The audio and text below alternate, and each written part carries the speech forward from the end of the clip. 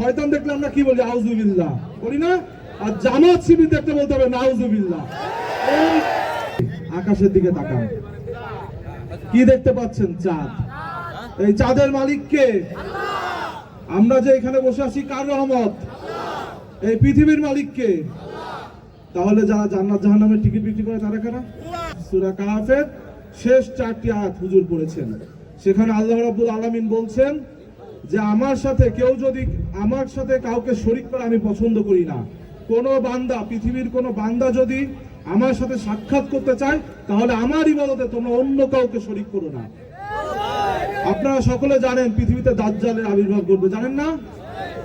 এই দাজ্জাল যখন পৃথিবীতে আবির্ভাব হবে সে এক হাতে জান্নাত দেখাবে আর এক হাতে জাহান্নাম দেখাবে, কিন্তু সে এক হাতে যে জান্নাত দেখাবে সেটা হলো প্রকৃত জাহান্নাম, আর সে যে জাহান্নামটি বলবে এটি জাহান্নাম সেটি প্রকৃত জান্নাত। বিভিন্ন হাদিসে এসেছে যে ওই দাজ্জালের দেখানো জাহান্নামে যারা ঢুকবে তারাই জান্নাতে প্রবেশ করলো। বর্তমানে একটি দল সেই দাজ্জাল হিসেবে আবির্ভূত হয়েছে, আপনারা ইতিমধ্যে দেখেছেন, তাদের এক হাতে জান্নাত আর এক হাতে জাহান্নাম। শয়তান দেখলে আমরা কি বলি? আউযুবিল্লাহ বলি না? আর জামাত শিবির দেখতে বলতে হবে নাউযুবিল্লাহ। আপনারা সবাই রাগীব চৌধুরীর পক্ষে থাকবেন।